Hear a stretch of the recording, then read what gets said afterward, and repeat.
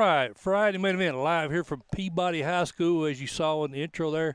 No Lee Teat. I got Coach Shane Jacobs going to be. You're going to do the whole show with me, right? Yeah, I'll do it. I'll go ahead and coach. You just stay over here and run the show. How's that sound? There you go. Hey, brother, we appreciate you having us out here, man. Should be a big game tonight. What's your vibe? Team feel ready to go? Yeah, I think so. I think the guys are excited. Town's excited, and it's always a lot of fun playing these guys. Always big atmosphere, and just really looking forward to it. Well, Coach, you guys have now won 3 straight titles. I think you got 37-game win streak going. Man, I just got a tour of the facilities and new indoor facilities. I mean, this looks like a college campus over here, man. You guys, you're doing okay over here, aren't you? These guys take care of us. Our superintendent's Coach Haines, and he coached here for a long time and took Peabody to a state championship game in 1991.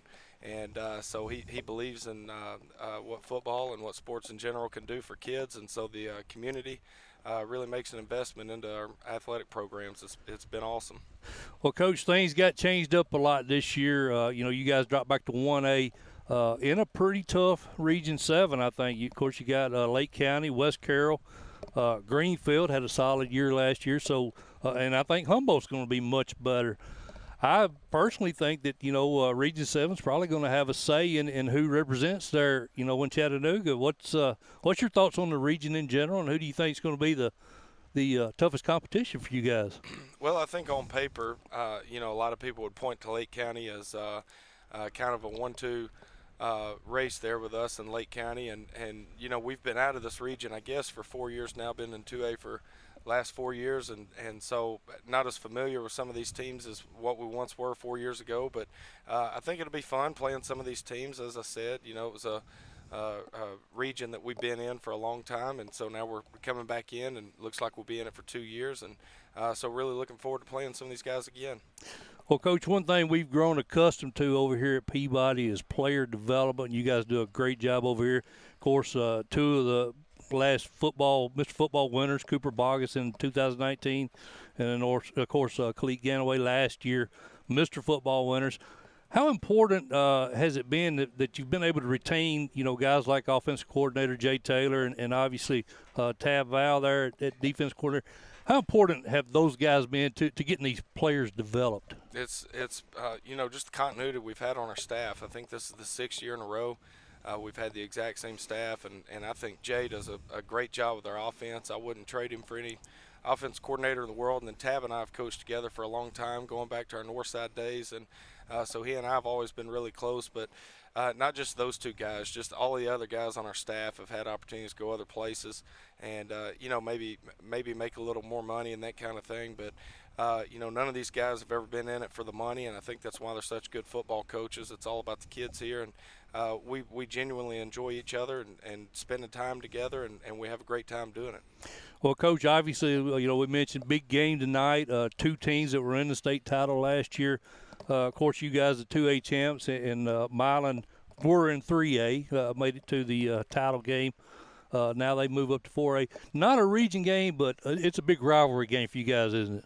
Yeah, it's my first year in Trenton in 2012 as assistant coach. That was kind of always the buzz around town going into the season is, can you beat Milan? And so around here it's a big deal to be able to compete and try to find ways to beat Milan. They are a little bit bigger school than we are, but we've been competitive with them the whole time I've been here, the 9 years that I've been here, and so it's a big deal. It's a big deal for our community and their community because of the proximity. I think we're maybe 8 or 10 miles apart. All of these kids know each other, and so it's just a lot of fun. It's really the most anticipated game, I think, for both schools every year. Well, Milan actually had to leave on you guys at halftime last year, threatening to break that win streak you had going. Came back, scored 27 unanswered points. That's one thing I've always thought your staff did very good was halftime adjustments. We talked about that up in Cookeville last year, but would you say that was kind of – I know that was Sam's first I believe it was his first start at quarterback. That was kind of when you realized, hey, this kid really can lead this team, didn't you? Yeah, I was proud of the entire team. Getting down 13-0 after they had that pick six, it really looked like we had a shot at getting run out of the stadium, and the way our guys stayed composed and continued to play. And we had a timeout there right before the end of the first half, and I told these guys, let's punch this in the end zone right here. Let's get into the halftime 13-7. We'll settle down, but let's have a ball game going into half. And so when it was 13-7 at halftime, we felt really good about ourselves. We felt like we'd kind of taken their best shots at that point.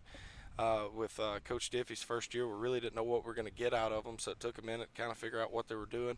And once we got into halftime, we felt good about our chances at that point. We're joined with Peabody head coach Shane Jacobs here at Peabody. Really looking forward to this big game. Coach Kalik returns as the Mr. Football winner, as we mentioned. Rushed for almost 2,000 yards, 24 TDs last year. Do you expect Coach Diffie to, try to stack the box, maybe take Kalik away and maybe force Sam to move the ball downfield tonight? Yeah, I think so. I would if I were defending us. I would have to find a way to slow down Kalik and make other guys beat you. And fortunately for us, we have some guys on the perimeter that are long. And Kalik's twin brother, Malik, I think is the best wide receiver in West Tennessee with respect to a lot of other players. I know Haywood's got a really good one. Of course, Anthony Brown, we'll see one tonight that's really good. But Malik is really good. Derek and DeMarcus Key, really good receivers for us. And then Tyrone Brown and Kylan Wade can also make plays on the perimeter for us. And so Sam has a good offensive line in front of him. Give him a chance, a little bit of time to throw the ball. And I think that's what we'll have to do tonight to be successful. Well, you mentioned Malik. That's where I was going. Of course, Kalik and Malik, twin brothers. Have either of those kids decided where they're going to play at the next level? Got any offers? Yeah, they both got offers. I think both of them are Austin P, UT Martin, OVC type offers. But, we filled a lot of calls from some bigger schools, some schools in the Big Ten and that kind of thing. And really? I think they're wanting to see some more game film on both of those guys. So they have an outside shot at going a little bit bigger. I think they can go bigger than what they've been offered. But at the end of the day, if that's what they get, that's awesome. It's free education, a life-changing opportunity to go play football, and generational changing opportunity for those guys. And ultimately, that's what it's all about, and I think they understand that. Well, Coach, we talked a lot about your offense, but your defensive side of the ball, a lot of question marks. What number should I be looking for tonight? Who do you look at as the leaders on that side of the ball? Well, the defensive line is back with Keandre Woolfork.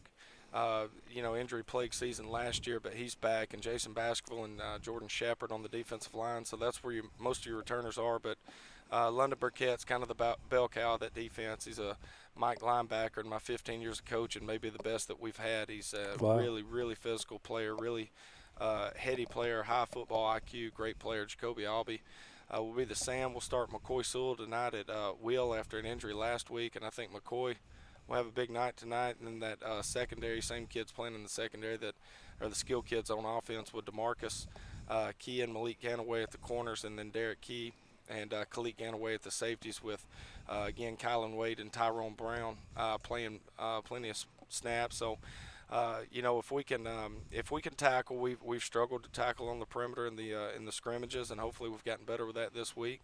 But if we can tackle tonight on the perimeter, I think we can be okay defensively. Well, Coach, we're kind of in an unusual situation this year at the 1A classification. You got two returning state champions on the same side of the bracket with Fayetteville. And I talked to Coach Morrison back in the spring, and he didn't even want to hear the word Peabody uttered to him. He didn't want to talk about it. But that's going to make for an interesting postseason, man, with you guys, obviously, Fayetteville. McKenzie's going to be really tough out. A lot of good teams on the west side of the bracket. Yeah, with respect to especially the team we play next week, Westview is really good. We saw them against Milan in the scrimmage when we were breaking down Milan, and Westview is going to be a really, really good football team. So with a lot of respect to Westview and Huntington, I really feel like that single A football in November is going to be more difficult, more challenging than the 2A, because Fayetteville, I watched them in South Pitt in the state championship game, and that tailback is the real deal for Fayetteville. And then, of course, McKenzie, it took 2 overtimes to beat McKenzie, and I think 80-yard drive with a minute and a half to go in the game in the fourth quarter just to get it to overtime, and a 39-yard field goal with no time left on the clock. So I think McKenzie and Fayetteville are as good as anybody in 2A. And then, as I said, I think Lake County will be really good. And then you never know what you're getting out of Memphis. So I think that single A football is going to be a really good brand come November. I agree with you. I agree with everything you said. I think Roy Dillard would probably agree with you, too. Of course, you got to figure his South Pitt team will have a say in the other side of the state, I'd imagine. Yeah, tell Roy if he's listening. My wife told me that she received a message from him that we throw a Hail Mary on the first play of the game. Hey, it might work. We're gonna try to keep that in our pocket, Roy. Maybe save that for another team. Yeah, Roy's a big fan of yours. He wanted me to make sure you sign his Murphy Fair book, so I told him I'd mention it to you. But, Coach, again, man, I appreciate you coming over here. I know you got a lot of stuff to do here, but I look forward to what I think is going to be a great game tonight. And you guys are first class over here all the way. And when you invited me, 3 months ago, I told my wife, I said, if I got to take a week of vacation, I'm going to make that happen. So appreciate it, man. Yeah, I appreciate you guys coming. Y'all do such a great job, and there's not a bigger fan in the state of y'all show than I am. And certainly glad to have y'all here, and hope you enjoy your time here. Well, thanks again, Coach. Go get them, man. We look forward to a good game tonight. Appreciate you. Thanks a lot, Mike. Thank you. I'm going to cut to commercial. We got Josh Puckett coming on next. Thank y'all. Friday main event. We'll be back. Hey, folks, we're very excited to let you know we will continue our affiliation with CoachT.com. He'll be our main sponsor again this year. We are the only streaming service that Coach T has aligned itself with. Friday main event and Coach T, again, 3 years running. We've brought you high school football coverage, and appreciate everything Jim Thompson's done. Of course, Coach Thompson was an educator for 35 years, retired in 2010. He started this website up in 1997, and it's grown exponentially over the years. Obviously, it's the central location for any Tennessee sports. He's included Florida now. But specific to us, Tennessee sports, basketball, baseball, football, golf, on and on and on. Pretty much any sport covered in high school football, even bowling. It's amazing what you can find, information you can find there on CoachT.com. We are so thankful that Jim Thompson has trusted us to align with this great website. I would only ask that if you have not yet done so, become a Coach T Plus member. It's donation based. You set the price, whatever the value of the website is to you. That's what you donate. Become a Plus member. That's going to get rid of all the advertisements when you're searching stuff on the website. Obviously, that's a huge benefit. Additionally, you're going to have access to a lot of message boards that regular people don't get to see. It's just Plus boards. Only Coach T Plus members have access to these. You're also going to be able to change your report scores and change scores. Any schedule changes that need to be made. As a Plus member, you can do that for your specific school. So a lot of advantage to being a Coach T Plus member. So you can click on the left column when you go to the website. There's a lot of information how to do that. It's quick, simple, and I highly recommend it. But, again, we appreciate Coach Thompson and CoachT.com putting their faith in us, and look forward to another season of football on a Friday main event with Coach T on board with us. Thanks a lot. All right, we are back here Friday main event at Peabody High School. My buddy Lee Teat obviously is missing. He had some unexpected stuff come up today. Wasn't able to make the trip, and it just killed him. I'm going to go ahead and tell you, he was really wanting to be a part of it. But some stuff had happened out of his control. He unfortunately didn't make the trip, but look forward to getting Lee back just as soon as we can. In the meantime, I have gotten on the phone. I've gotten in touch with my good friend Josh Puckett, head coach over at Shelbyville. Coach, how you doing, my friend? I'm good, Mike. How are you, brother? You guys, man, have got an amazing, probably I think the best game in the Mid-State tonight. According to my sources, Tullahoma looked really good in scrimmages against Franklin County, Warren County. I think they won by a combined 80-5. So you're going to have your hands full tonight, aren't you, brother? Oh, sure. Anytime you're, playing Coach Olive's team, he puts a good product on the field year in and year out. And, it's no different this year with those guys, that's for sure. But we're looking forward to it. Yes, sir. And, Coach, I know you guys had a chance to see your guys in action against, I think, Trousdale, Page, and Rockville this preseason. What areas did you feel maybe needed the most improvement, and what did you like that you saw? Well, I thought we played faster on defense this year. We kind of, have a little better idea of what we're doing than we were at the beginning of last year. And so I like the way our defense kind of played downhill and played fast. obviously always got things to correct. So, little things, communication, assignment, stuff like that. But at the end of the day, that comes down on us. We have to do a better job coaching if they're making mental mistakes.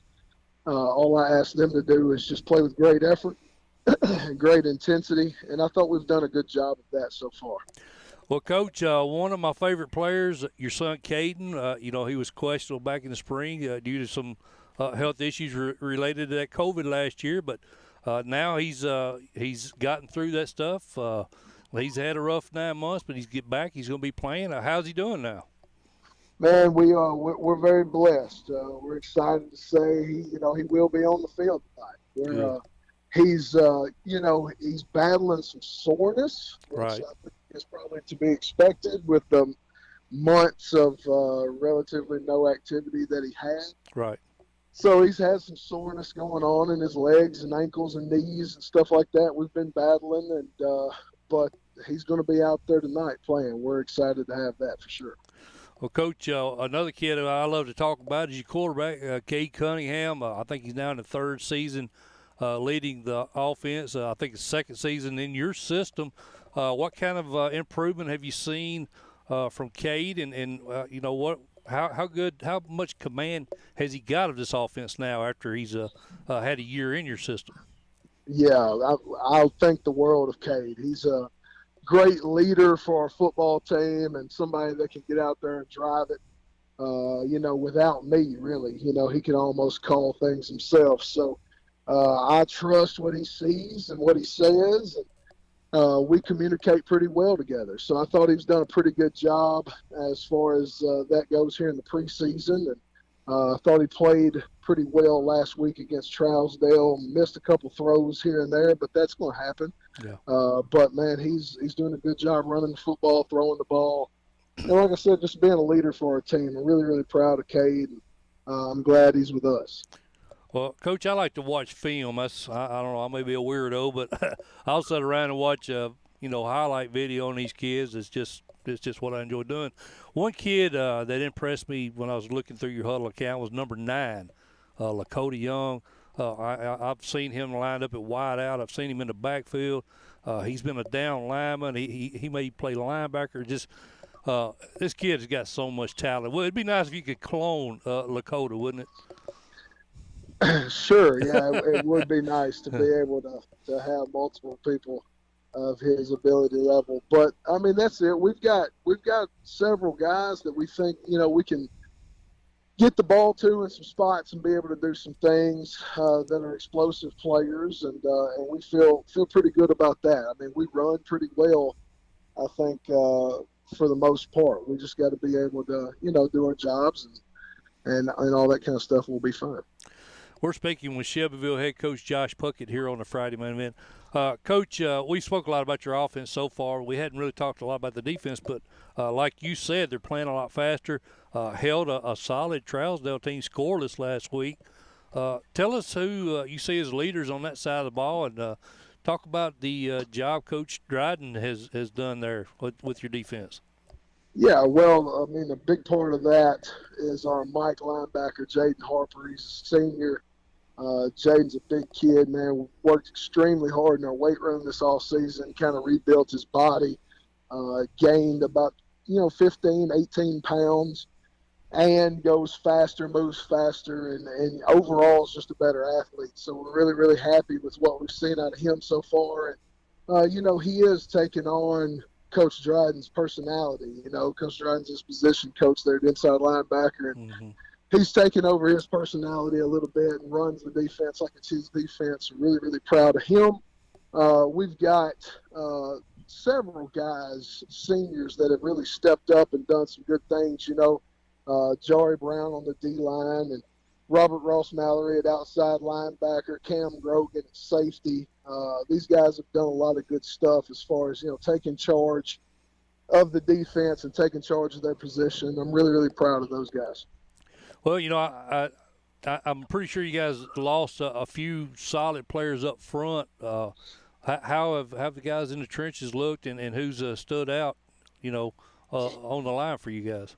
Sure, yeah. We that was really one spot where we lost some guys last year. We lost 4 out of 5 offensive linemen. And Mason Smith has really been the biggest one to step up and take over our center position and be the leader of that group. He's done a fantastic job. Jasper House is a returning starter. He's our one returning starter at guard. He does a really good job. Lucas White is playing offensive tackle for us as a senior and doing a really good job there. Man, he had a great offseason in the weight room as well. He doesn't look like the same player. So we lost some guys last year, but I feel like this offensive line has a chance to be more well-rounded than the group we had last year.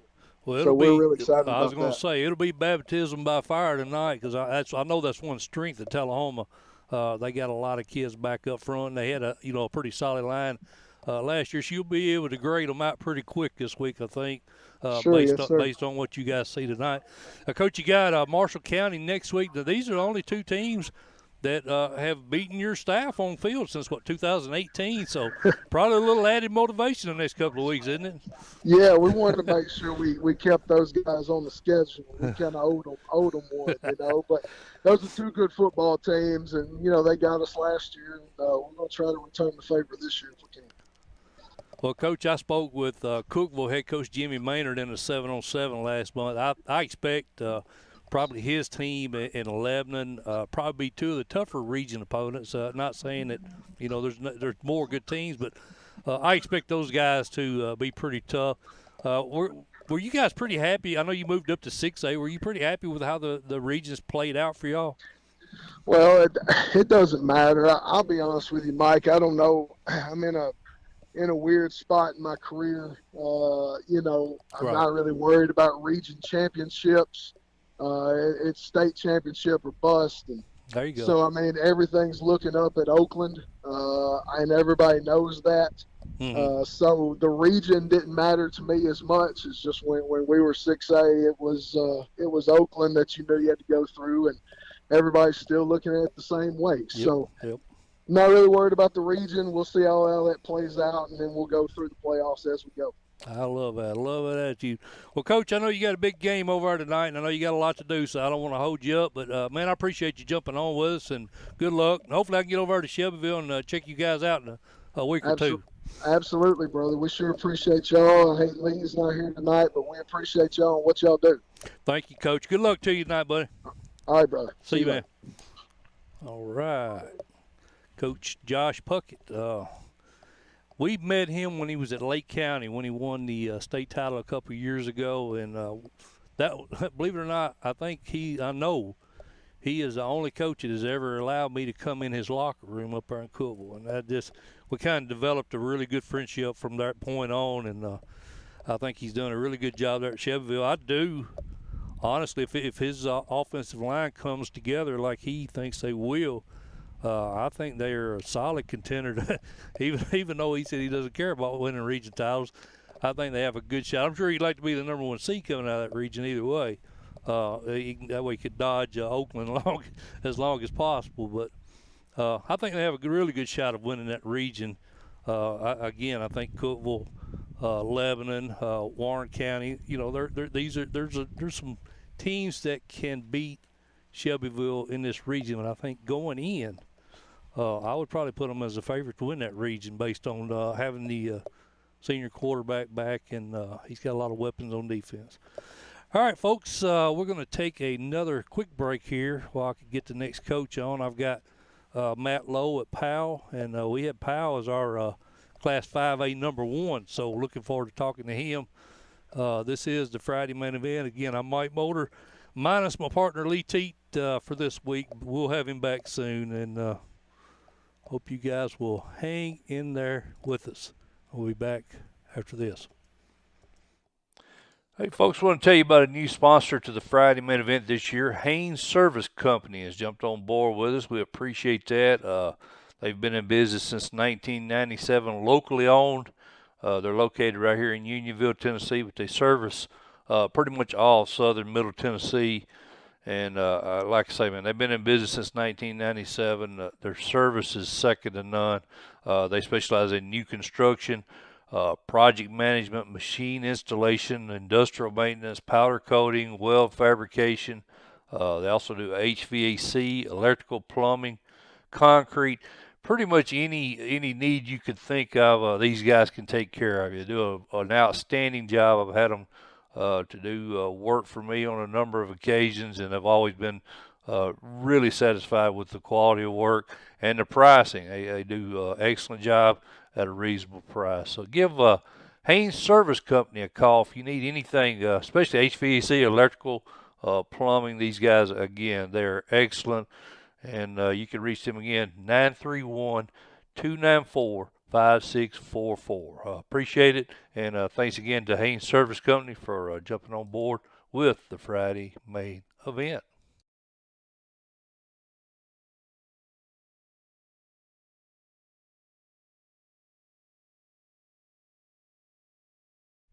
All right. Unfortunately, I did not get Coach Lowe. He may be hung up at practice. I have no doubt he'll call back when he sees the missed call.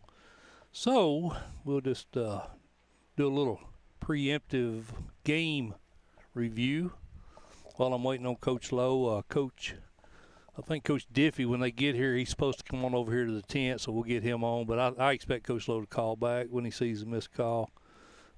Busy time for those guys. He's got a big game tomorrow night. So, matter of fact, I bet that's him. Let's check to see.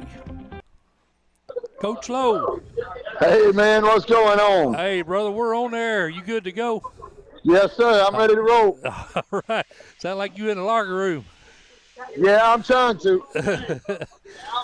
Well, Coach, you guys got a solid Anderson County team coming over tomorrow night. I think you guys actually had to score late in the fourth quarter to pick that win up last year. It should be a pretty good gauge of where this team's at.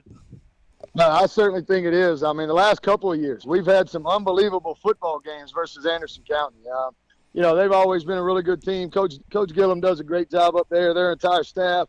How multiple they are offensively and defensively has always been amazing. And you know what you're going to get? You're going to get a bunch of their kids that are going to play downhill, smash mouth football all night long. And so, they've always been a good team. They've had a lot of success, especially here of late.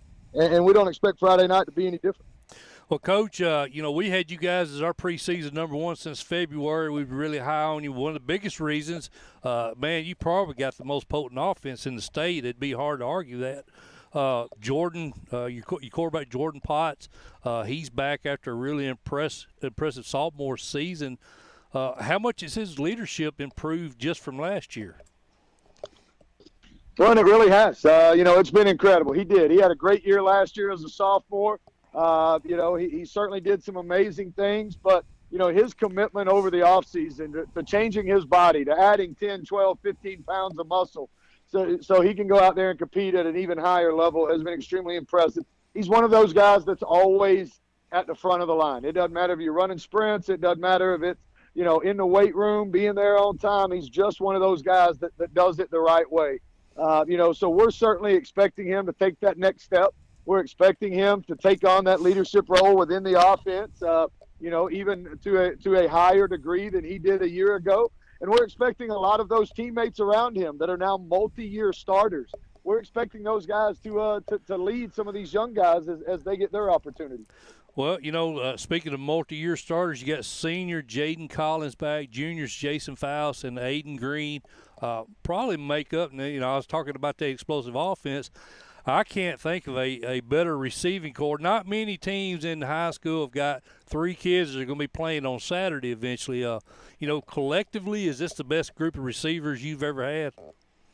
Yeah, I mean, as a unit, I don't know that I've ever had a unit that's this deep, that's this good. Mm-hmm. I don't know that I'll ever have another unit. Like you said, I mean, there are legitimately three, if not four. There could possibly be 5 or 6 guys out of this group that are going to get to play free football, that are going to get to play, at a Division I, 1AA type school that can go out there and compete every single Saturday. They just have a unique skill set, and each one of those guys is so different in what they can do, how their skill set works, but even the way they approach the game and the plays they can make within the offense. And so, it's exciting, it's fun, it's one of those things you feel very fortunate.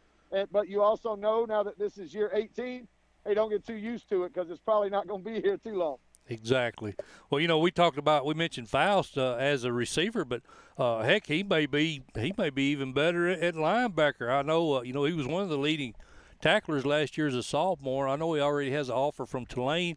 Are they looking at him as a linebacker or a receiver? I think right now so many of them are just evaluating him as an athlete. But, right. A lot of the guys that we're hearing from, they really like him on the defensive side of the ball. Whether it's that nickel Sam, whether it's that jack position that so many guys play, or whether it is an inside linebacker as he continues to develop. That's the crazy part is we're still talking about 16, 17-year-olds. And what those guys look like when they're, 19, 20, 21 will probably be very different than what they look like as a 16, 17-year-old. We're speaking with Powell head coach Coach Lowe here on a Friday main event. Coach, not only does Faust return, you've got seniors Cannon Lusby, Daniel Stanford, Owen Peterson. All vital parts of that defense for you guys last year. I'm guessing Cannon, is that Coach Lusby's son? That is correct. Cannon Lusby is the youngest of the Lusby boys, and so that is our defensive coordinator Jeff Lusby's son. He's been our Mike linebacker the last couple of years. He started since the second game of his sophomore year, and so he's another one that's the quarterback of that defense. He's going to make a lot of the calls. He's going to make sure we're set the right way. He's going to make sure everybody knows the play that's being run, and he does so much. And then the ball snapped, and then he's got to go and make the tackle, which he's pretty darn good at also. Well, Coach, I know you guys were very young in the special teams last year. I think you actually had a freshman kicking your PATs and your field goals. A sophomore, Aiden Green, was doing the kickoffs and the punts. Are you happy with the progress those kids have made? I mean, I've got you guys as a potential state champ here, so, I mean, you got to look at all phases. Is that phase of the game, are you pretty happy with it right now? Well, it is. It's something to get excited about. We do have some new faces at some of those positions. Some of them are young. Aiden Green still might handle some of the punt duties. Okay. But we think there's some talent there. There's a young man named Dylan Stooksbury that's a freshman kicker for us that I think will handle a lot of our kicking duties, especially early in the season, who's been a great surprise for us and is doing a tremendous job. And so, we are excited, but even more than that, within those special teams, we're excited about our return unit. Whether it's Gianni Magnus or whether it's freshman Connor Wheeler, we feel like we've got some guys back there that can certainly make plays in the return game. And, it's an area that we put a lot of emphasis into that we're expecting to be, some big plays or at least some game-changing momentum type plays as we get into this season.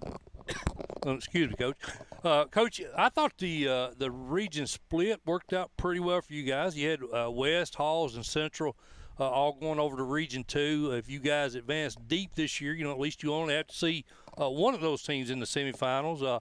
Obviously, you've got a very tough region opponent in Oak Ridge. You got some solid teams in Region 4, Ray County, and others. But I'm guessing, what's your opinion of that Region 3? Do you expect Coach Gaddis probably going to be the toughest roadblock for you guys? Well, I think there's a lot of teams that have maybe not had success in the immediate past that I think are going to take major steps forward this year. Obviously, I do agree. Oak Ridge, they're as talented as anybody in the state in their roster. I mean, they've got guys at just about every position, especially at the skill position. Right. But you turn around from there, and this might be the most talented Carnes team in the last 20 years. Right. Whether you're talking about Deshaun Bishop at tailback or you're talking about some of their other skill players, this is arguably one of the most talented Carnes teams. You look at Campbell County. Campbell County's in the exact same spot. They've got a returning quarterback who threw the ball all over the yard last year. They might have, other than Deshaun Bishop, they might have the next best tailback in the entire region in C.J. Allen up there. And so those are guys that are going to play downhill. You even start to look at it in Clinton. This is the most talented Clinton team we've seen in a long time. The young quarterback that's in there, some of the playmakers they have out on the edge. I do think there's going to be a lot of battle and a lot of competitive football played within the region. Hey, man, that's what makes you and people like Coach Creasy, Coach Blade.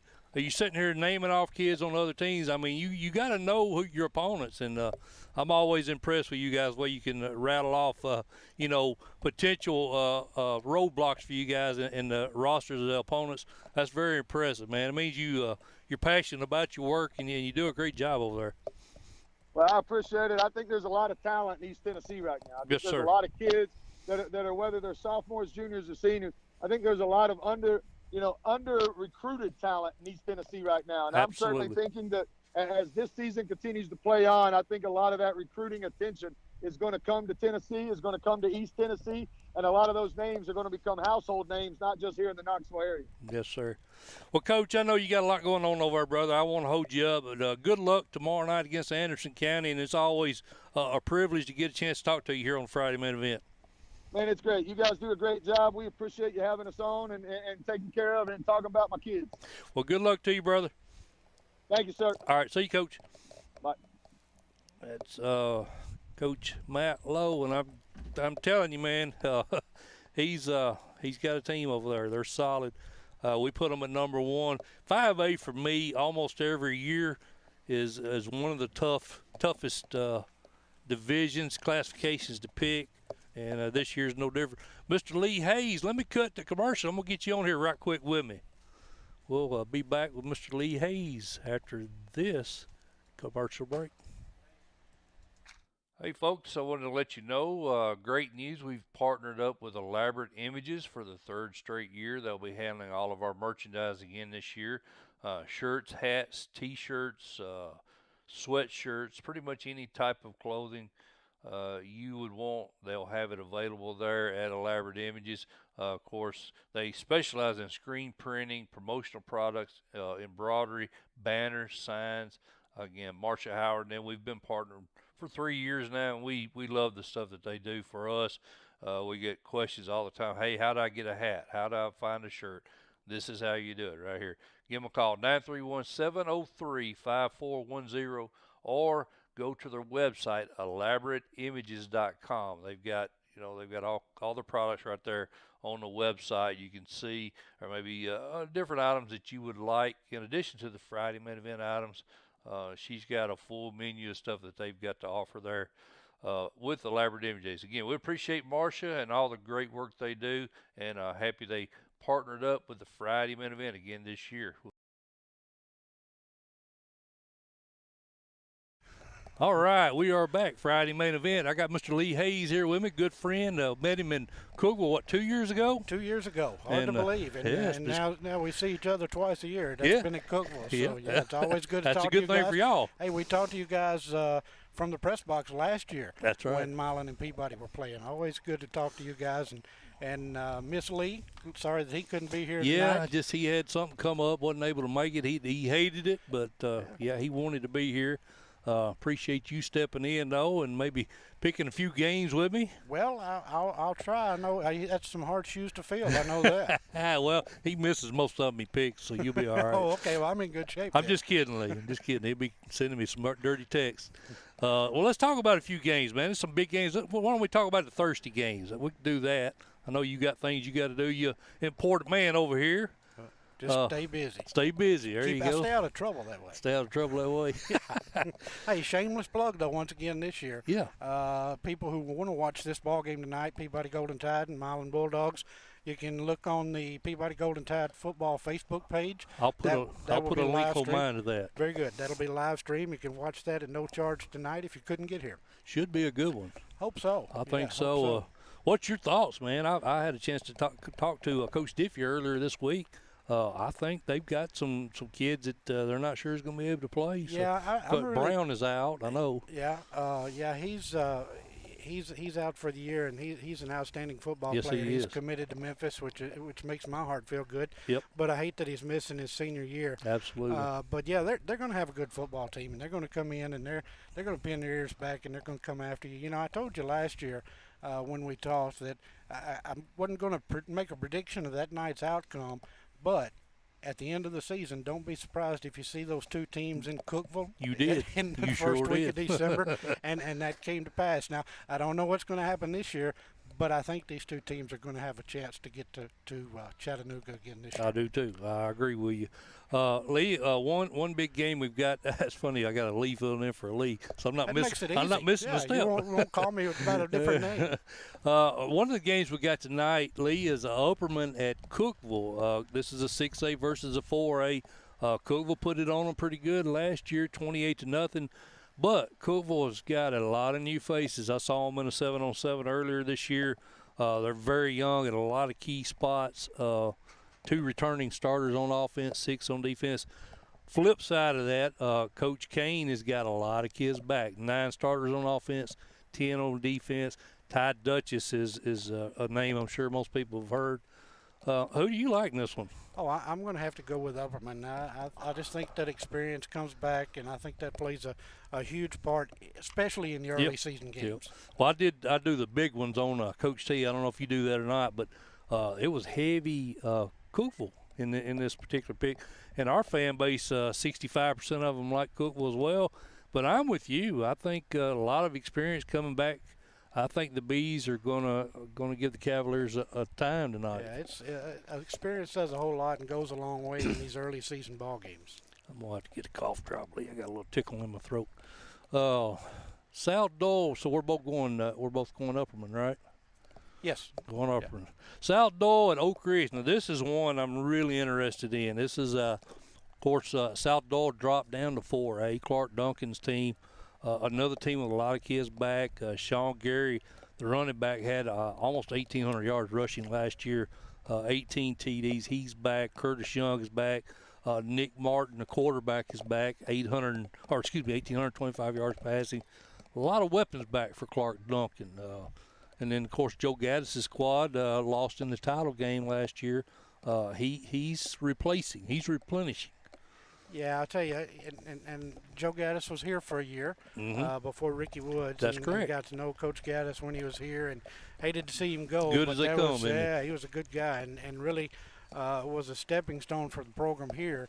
And then Ricky Woods followed his footsteps, and the football program has taken off since then. But this guy you got here now ain't bad either. He's not bad. Yeah, he's not bad. We'll let him hang around for a year or two. Anyway. There you go. But yeah, Coach Gaddis does an outstanding job, and you can never count Oak Ridge out. I really did not think that they would go the deep run that they had last year. I didn't either. And they did. And so I guess it's a sentimental pick, but I got to go with Oak Ridge. That's 80% of our fan base like Oak Ridge, so that's definitely the popular pick. I don't know, man. Just something that's telling. Now, Oak Ridge did win this matchup 14-0 last year, but with so many new starters on defense, having a kid like Gary coming at you, busting that line open, I think South Dole, the Cherokees, are going to give them a challenge tonight. Oh, it could be. It could be a This shootout. is kind of a coin flip for me. I just really didn't know which way to go with this one. Yeah, it could be a shootout when you have that many offensive weapons on both sides. I'm gonna go South Dole. I'm gonna split this one with you, Lee.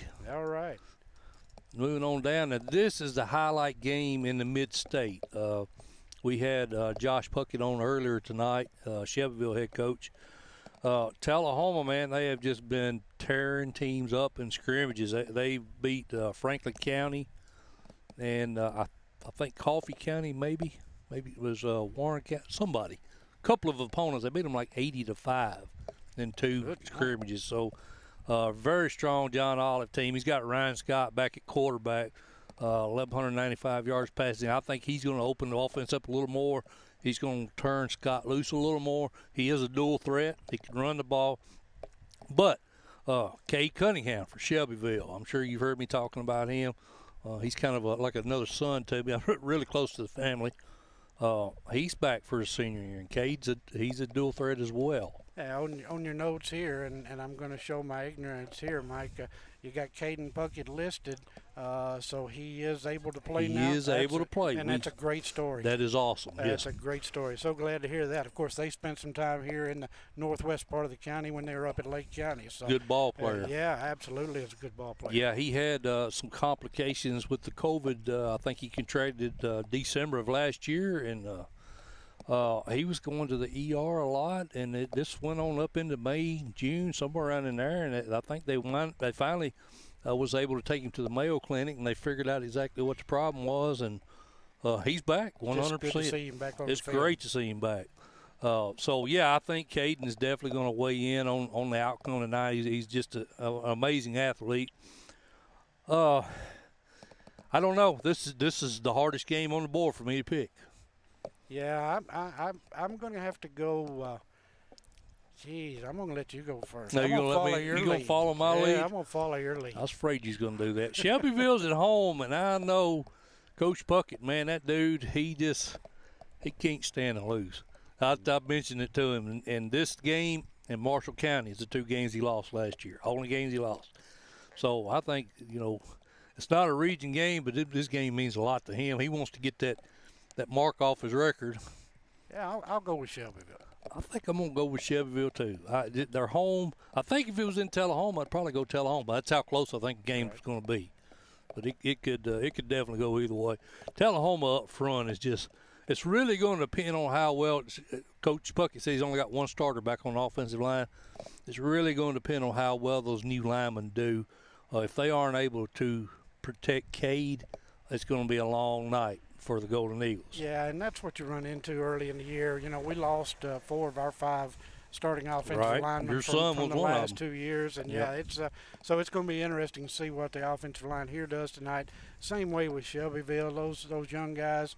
It's going to be a crowd there. Yep. There's a lot of excitement about the big ball game, and so they just can't come in wide-eyed. They just got to come in and give it everything they got. This is my favorite guy y'all got here. You know that? You notice he didn't bring me anything, and I'm from here. I wished him a birthday last week. Thanks, Coach. Appreciate you. Yeah, anytime you bring us fat guys food, we're happy. I tell you what, and I wished him a happy birthday, on the Facebook page last week, and he didn't even bring me any food. I'll share with you, Lee. How's He's a fine baseball coach. We're glad to have him here at Peabody. He does a good job. He's great with the kids, and he's a pretty good a pretty good assistant coach also. Good deal. So, Lee, we're going Shelbyville. I'm going to go with Shelbyville. We're a little hesitant, but we're going to go with Shelbyville. Yeah. All right, I'm with you. Next game tonight, Lee, we've got Richland. If I can get it to show up here. Richland playing Cornersville. There it is. The Raiders, Nick Patterson's squad, got a lot of starters back. 8 on offense, 6 on defense. Cornersville won this game 30-13. I'm a big Gerard Randolph fan. He carried that Cornersville squad to Cookville 2 years in a row, if you remember. Yeah, it's a team that you always hear, and make it. If they don't get there, they're making deep playoff runs. Exactly. And we've never met Cornersville, but you know about them when you play down in the classifications with them. They've run into Huntington almost every year. It comes down to whichever one of those teams wins that matchup goes to state. That's wrong. Huntington ain't been. Lake County. I'm sorry. I misspoke. Yeah. But at any rate, I think the Bulldogs win this, and they are home. 86% of our fan base likes Cornersville. I'm going to go with the Bulldogs. Yeah, I'm going to go with the Bulldogs also, being at home and the tradition that they have. There you go. All right, another big game over in the mid-state up in Metro. Pearl Cone, Tony Burnetti's squad, travels to Cane Ridge. I got to see Eddie Wood's bunch in a scrimmage with Oakland a little earlier, 2 or 3 weeks ago.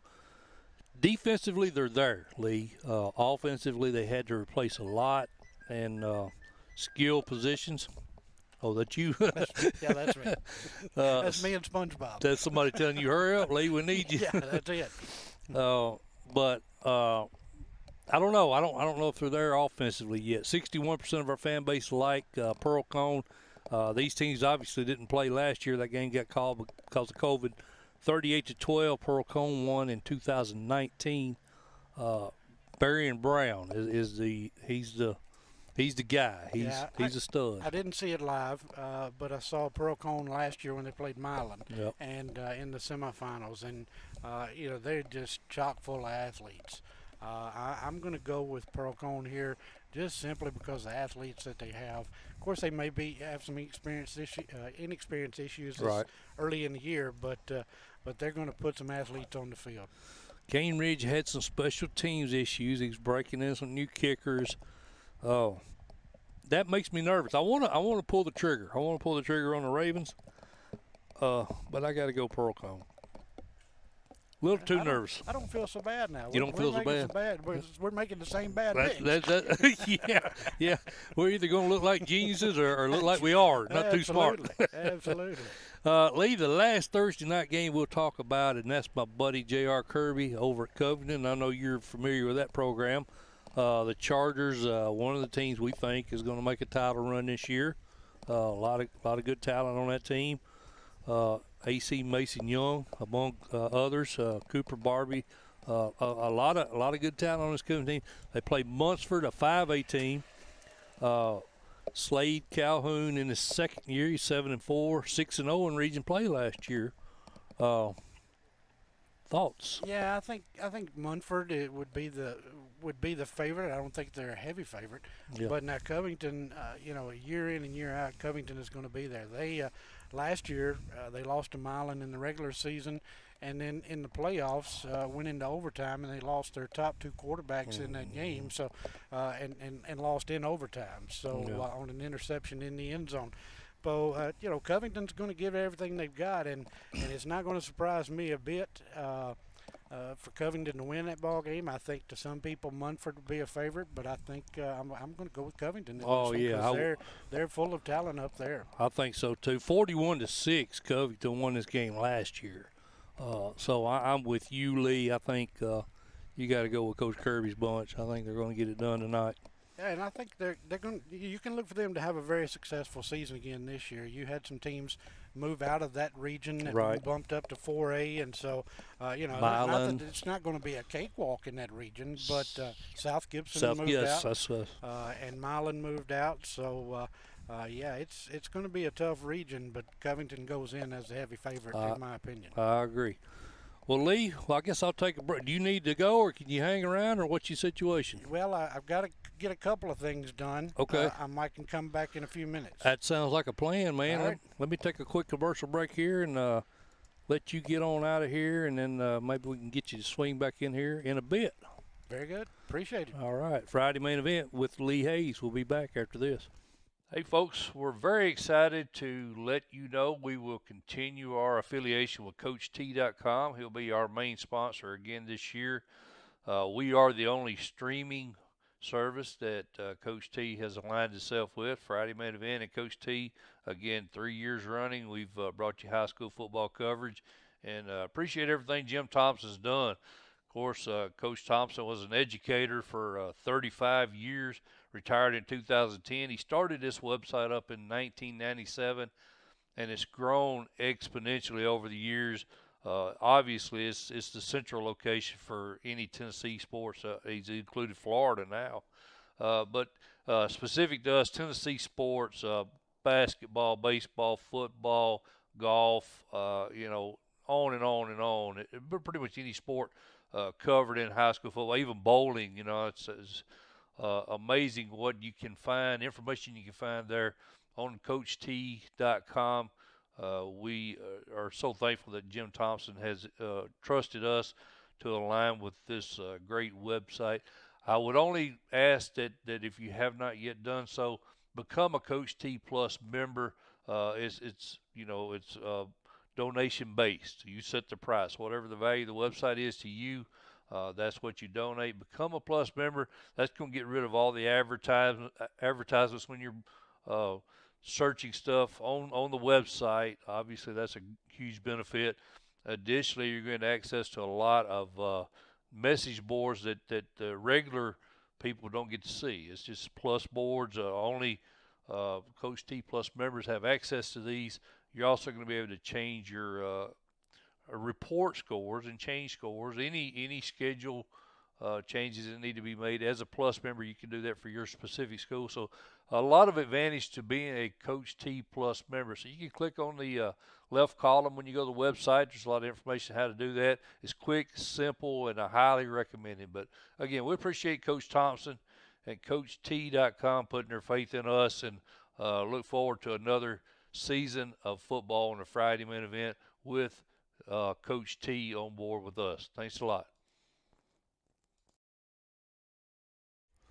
All right, we are back here at Peabody High School covering week one action. We've had great coaches on with us. Coach Shane Jacobs here at Peabody joined us. We had Josh Puckett on with us from Shelbyville. Big game with Tullahoma tonight. And then Matt Lowe, Powell's head coach, joined us. They're our preseason number one there in 5A. So, again, appreciate those coaches joining us. I'm still waiting on Coach Diffie. I didn't even show you guys this. I have got a field view camera set up so you can see what's going on out here at the field. The kids are starting to show up. You see some of the Milan kids going across the field now. And I don't think that's my camera, guys. It does look like a storm maybe fixing to hit. So it's a little hazy out here right now.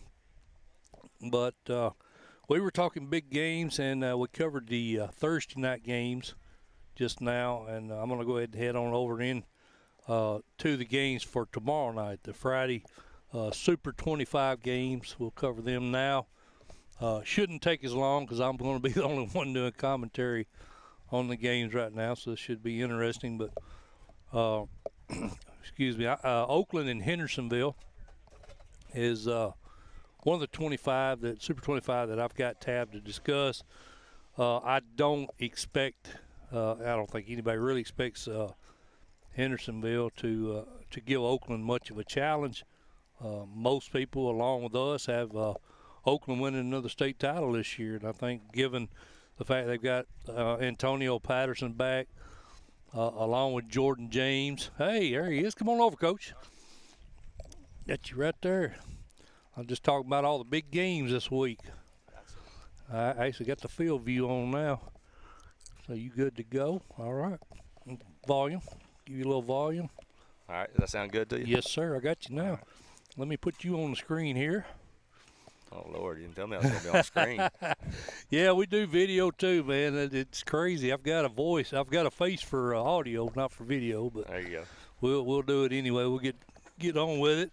I know you got a lot going on, but appreciate you coming over here and jumping on with us, man. Yeah, appreciate you having me. Coach, you begin your second season here at Milan. Another thing, you get to see the questions so you'll know what's coming. There you go. You obviously came from Mississippi. You led Milan back to the first title game, I think, since 2012, 10th title game overall. What was the biggest changes for you coming, from Mississippi over here to Tennessee and taking that program over?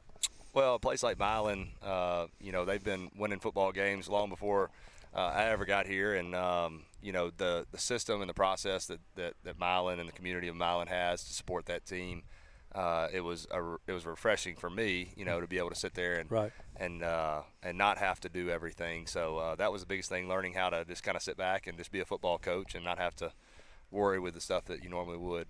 Right. And, Coach, you and I talked earlier this week, and you told me that, of course, Anthony Brown, the celebrated senior you got coming back, is suffered a season-ending injury. How's he doing now? No, that was Antoine Barham, who was our linebacker. Oh, I Yeah. misunderstood. Yeah, no, Anthony's so good. Anthony's playing. Okay. Anthony's playing. Well, Anthony's my boy, so I'm glad to hear that. It was Antoine Barham, AJ Barham. My bad. Achilles tear. Okay. First week of summer practice. You get old, your hearing goes out, man. That's okay. So Anthony's going to play. Yeah, Anthony's 100%. See, Anthony and I communicate on Twitter a lot, but I hadn't talked to him in a while, so I didn't know that. So, so what is Anthony going to be lined up wide out, or where are you going to have him at primarily? I know he plays defense too. Yeah, he does. I mean, he plays in the defensive backfield for us. He'll line up as needed there. Mm-hmm. He'll play some receiver tonight. If need be, he can play any of the other positions, quarterback, running back, whatever we need him to do to get the ball in his hands. I need to get him over here after a while. I didn't know that. Yeah. You told me you was going to send the player over here anyway, so I might have to get him over here. All right. But we did speak earlier, like I said, and you did mention that you had some linemen that may be out. Yeah. Are you going to get any of those guys back? No, we're not, and I don't know if we'll get them back anytime soon. Just some, injuries that are nagging and just not healing the way that we need to heal, and so we're down a couple of those guys tonight, but we've been down and out with them for the last couple of weeks, so we've had some time to get some other guys ready. Hate it for those kids. They don't get an opportunity to play against Peabody tonight. Right. Senior Hayden Sullivan, he stepped in the quarterback role, I think sometime around midseason last year, did an outstanding job leading your team to the title game.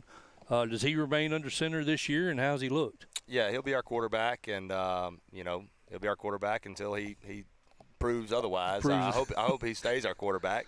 He's had a great offseason. He's worked really hard. Spent a lot of time this offseason working with quarterback country in Memphis, perfecting his craft, spending time on his own, getting bigger, faster, stronger. Had a really outstanding tennis season. Went to the state championship in tennis as a doubles team with one of our other players, and he's a good kid and has done everything that we've asked him to do. And he as long as he protects the football, he'll stay in that position. There you go. We're joined by Milan head coach Coach Diffie here on the Friday Main Event. Coach, you guys, you take on a really good Peabody team, a team that you guys actually led halftime last year. Almost busted up that 37-game win streak. How did practice look this week? Do you think your team's ready to go? Is there any areas that you're a little concerned with going in? Obviously, line, but yeah, no doubt. It's game one. We've had scrimmages, of course, this year. We didn't have those last year, so we've had a chance to evaluate some things. We've got to quote unquote play the game 3 times and practice, special team substitutions and things like that. But it's Friday night. It's going to be a big crowd. It's the first real game of the season. It's the first one that counts. So the things that concern most head coaches in our spot, probably every coach in the state has these same concerns is, can we get the right guys on the field at the right time? Are we going to have any issues? Is the equipment going to work? Right. Are the headsets going to work? You just don't know about some of those things. And so, the biggest thing tonight, I think, is just kind of roll with the punches and answer the things that we can answer and control what we can control. Okay. And of course, you guys move up to 4A this year, Coach. You're going to have region opponents, Haywood and Northside, Crockett. Another opponent you're familiar with, obviously South Gibson moved up with you guys. And then on the east, you're going to have traditional Greenville, Elizabeth, and Powers. But I think, you might make a case this year. And then, again, the east is kind of dominated 4A. But I think the west this year is going to be pretty tough. Yeah, it's no doubt. I mean, it's a grueling schedule in district. And then, you get to playoff time if you're fortunate enough to be in a good spot there. That you're going to have a battle every week. We had that same battle last year. 3A's tough, 4A's tough, especially when you get to the playoffs. You're playing quality football teams that know how to win, and if you're fortunate enough to make it to that title game, regardless of who comes out of the East, they're going to be good. And, Coach, you got Derek Carr and Mark Cobb back as your coordinators again this year. How important have those guys been to your, success here at Milan? Man, I mean, I can't say enough about all of our assistant coaches. I've been together, Mark Cobb and I have been together for 8 years. He was with me at North Panola. Okay. He's a tremendous defensive mind and does a great job getting our kids prepared every single week. I kind of cut him loose to do his thing. I don't have much to do with defense, and that takes a lot of pressure off of me. Oh yeah. That I know he's going to have our guys prepared, and they're going to play at a high level. They love playing for him. He brings a lot of energy and a lot of juice to our program, and he keeps me grounded into our principles, our core principles and values that we want to have as coaches. And then having a guy like Derek Carr with his experience, his playing experience at UT Martin, him being a West Tennessee guy, having the background in coaching that he has at the college level, he brings a lot of know-how and a lot of professionalism to our staff, and is just an outstanding person and a godly man. Has tremendous character, and he's one of my best friends and accountability partners, and so having guys like that where we are best friends coaching, it adds a whole nother element to our staff, Right. and then to our team, because I know that the guys that are coaching with me care about our kids and care about them more than just being football players. Well, I'll tell you, man, you guys are doing a really great job. I was able to go over and see the new facilities.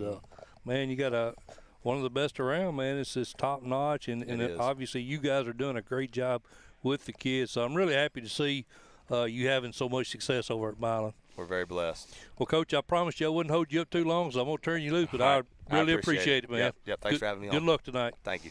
All right. That is Coach Coach Diffie, Milan. Appreciate him jumping on with us here. And I hope my wife isn't watching this show, because the two I'm going to turn that down a little bit. The two head coaches, pretty good-looking young men. I'm afraid my wife's going to be wanting to come on a trip with me next year if I have this game. Of course, Coach Diffie and Coach Jacobs, good-looking young men, make us old guys look pretty rough. But he's a good dude. I appreciated talking to him. Appreciated taking the time to come over and discuss the Milan Bulldogs with us.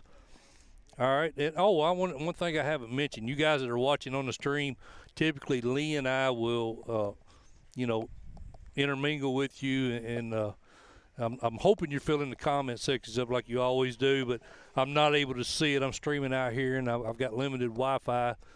So I'm not able to both stream and download. So I'm streaming the show, but I can't download it to see the comments. So if you think I'm ignoring you, I'm not. I just I didn't have the resources to do all that here as a remote. So, but I will go back and read them later.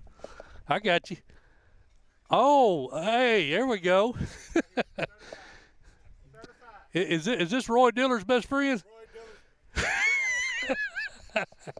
Roy, I got BPM here. I'll holler at you in a bit. Roy, he's a big old boy. Just letting you know. So BPM from Coach Teat just come over and hollered at me. But Roy was wanted me to let him know if I met him. I met him, Roy. He's a pretty good-sized fella. So you might want to be nice to him. Back to what I was saying. The comment section is active, and I hope you're on it. But I'm not participating tonight. Now, what game was I on? I've lost my place. I can't look at the comments and let you guys help me. I think Oakland and Hendersonville is what we just talked about. Forest and Eagleville, I've got that one on the slate as one of the top 25s because of the proximity. These two teams are very close to each other. Eagleville drops down to 1A this year. They used to be region opponents. Eli Stevenson is doing a great job over there at Forest, and my boy Floyd Walker, who tried to get me to play for him, I think he was trying to say I was fat and I'd make a good lineman, but I really like Coach Walker. He's a good dude. We'll definitely have both of these guys on the show at some point. Forest won this game 19-7 last year. Forest has got 7 kids back on offense, 6 on defense. Oh, and I forgot to mention the McClendon kid that got hurt. He's helping coach. I actually saw him over at the tractor pull back when Chapel Hill had the Lions pull. He was at the tractor pull. I got a chance to talk to him, so I was really happy to see that. He is helping out with the team. He's on the sidelines with them, and he has plans to go to college and get into coaching. So I was really happy to get a chance to talk to him. Anyway, back to the game. Eagleville, 6 starters back on both sides of the ball. I think Brody McLemore is going to be solid, a sophomore running back. He's going to be tough. Dylan Pratt, cornerback senior. I don't know. Forest leads this all-time series 11-7, but since 2010, Eagleville has slight edge 6-5 in this series. So basically what I'm saying is it's typically a coin toss.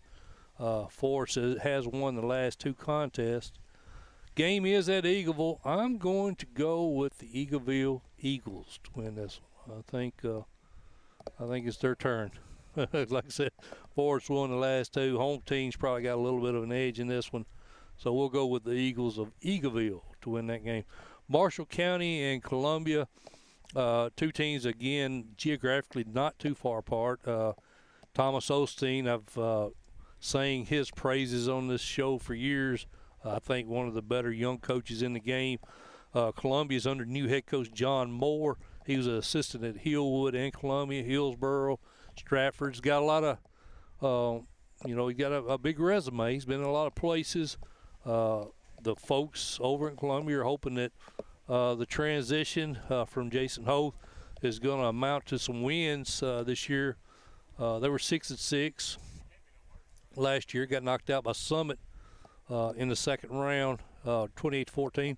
So they made a pretty good showing against the team that eventually won the state title. So I don't think the Lions were down to the point that, I don't know. I'm not on staff there, so I was surprised there was a coaching change. Let me say it that way. I'll say it as nice again, and that's no knock on John Moore. I thought that Coach Hoth, was doing a pretty good job there. But anyway, that wasn't my decision, so it is what it is. Christian Biggers is back for the Lions. I like the Tigers in this one. I saw them over at Riverdale 7-on-7, and Bryson Hammond is in his 3rd year there as a starting quarterback. Anytime you got a 3-year starter at quarterback, that's got to be a plus for any team. And I expect Bryson to play a solid game tonight on the road against Columbia, and I like Marshall County to win a close, very close game. Lexington over here in West Tennessee, not just down the road where I'm at, taking on South Gibson. South Gibson moves up to 4A. We were just talking to Coach Diffie about that. They'll be region opponents. Coach Stidham does a really good job there at South Gibson, as does Coach Hollingsworth at Lexington. Both teams, Lexington's got 5 starters back on offense, 4 on defense. Lexington won this game 35-21 last year. Tough game to pick. There's a lot of tough games to pick. But I think I'm about to change my mind. I come in going South Gibson. 59% of our fan base went South Gibson. I think on Coach T, Lexington was the pick. I'm going to go with Lexington. I think it's going to be a close game, though. All right, folks, I've got to get a drink. I'm going to take a really quick commercial break here. Won't take long, but I'll be back in just a second.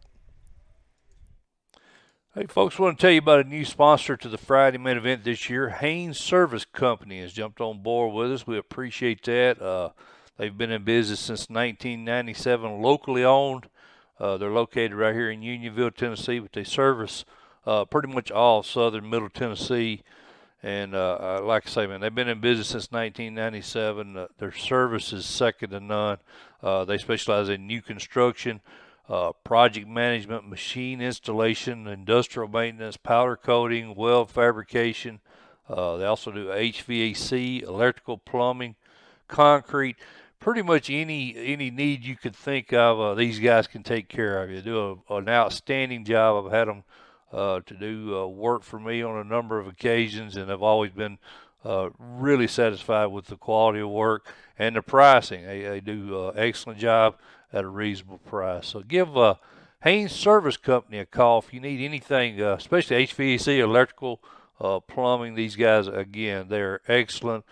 And you can reach them again, 931-294-5644. Appreciate it. And thanks again to Haines Service Company for jumping on board with the Friday main event. All right, Roy Diller, that's a BPM right there. Guy in the camera, the big guy with the purple. That's a BPM. That's your guy. Gonna give you that. He's your main opponent there on Coach T, the big guy in the purple. So now you know. And that's the team warming up in the background there. So, Roy, I did my job. I'll let you know who your opponent was. We are back, Friday main event. I am Mike Molder, minus my normal partner Lee Teat tonight. He had some stuff that came up last minute, just wasn't able to make the trip, but obviously we look forward to Lee getting back with us as soon as possible, and show's definitely a lot better with Lee beside me, but he'll be back. Moore County at Cascade. I don't believe we talked about that game yet. That's the next one I got on the list. Moore County travels to Cascade to the stable. I've talked with Coach Tyre a couple of times. He's really excited about this game. He's expecting a full house over there tonight. 4 starters back on both sides of the ball for Moore County. Coach's son, Dawson White, is the biggest name back. Come on in, Lee. Got Lee's back over here. We'll get Lee back on with us. Did you get all your duties done, brother? I got a few of them done. You're still hanging in there. All right. We'll just fix to talk about a team you might know a little bit about, or at least you better know a little bit about. Well, we'll test it and see anyway. You're gonna know about them 40 years up, I believe, and that's but no, we hadn't got to Fayetteville yet. I'm sorry. Moore County is the team we're talking about, traveling to Cascade. Moore County lost probably the best senior class that's ever went through that school. Dawson White, Coach Chris White's youngest son, is probably going to be the biggest name out of the returning players that you've heard of. Hayden Carter, linebacker, he had 93 tackles last year. He'll be solid in that defense. Cascade's got 6 starters back on offense, 7 on defense. Connor Hugh, Dylan Crouch, a couple of names, Chance Brown. I don't really have a good feel on this one. You know anything about either one of these teams? I really don't, Mike, but just, Moore County, they're just going to reload. They're one of those teams that if they don't make a deep run, they've gotten beat in a close game in the playoffs. They've just got they don't have a good team. They've got a good program. Yes. And so, you expect Moore County to be there year in and year out. And, I don't know much about either one of these two teams, but if you're going to pin me down, I'm going to have to go with Moore County just because of the tradition. Chris White is an excellent coach. He's been on a lot of staffs. He's on with Gary Rankin. He was on with Thomas McDaniel. He's won state titles with Steve Matthews, Eric Cadley.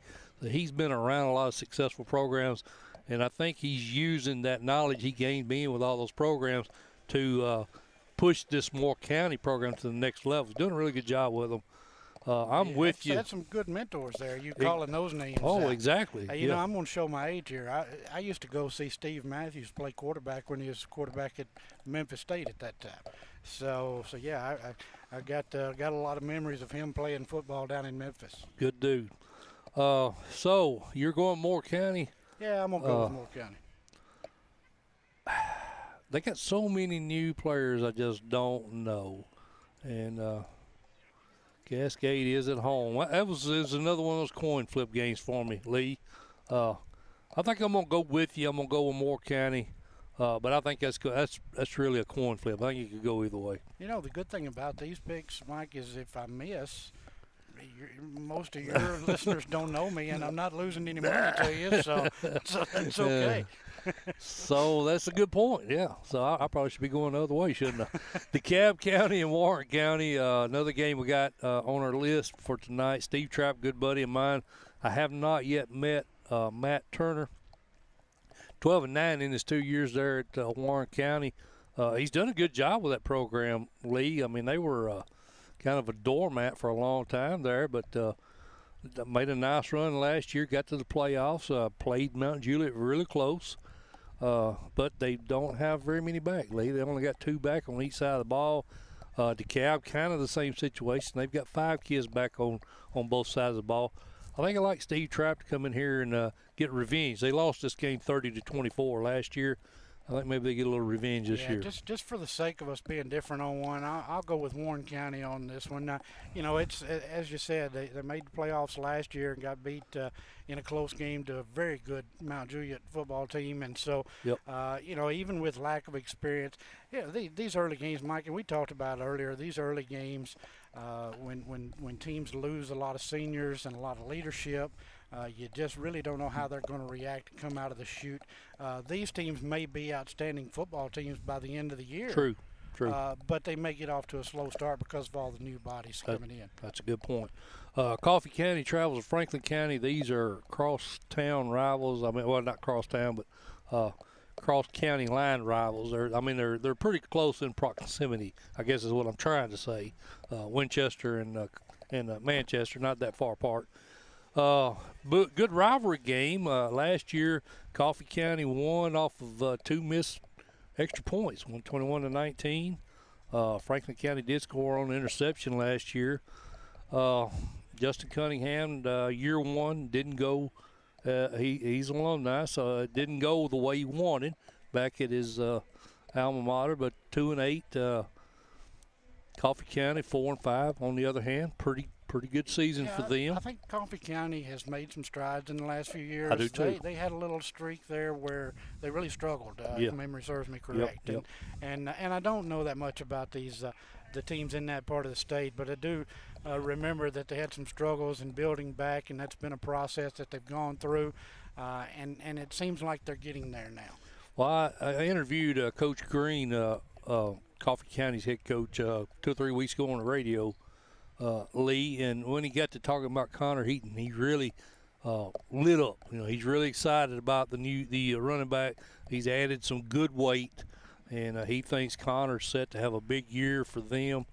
So I think I'm going to go with Coffee County in this one. Yeah, I'm going to go with Coffee County with you on this one as well. Next one we got, Lee, is Sequatchie County at South Pittsburgh.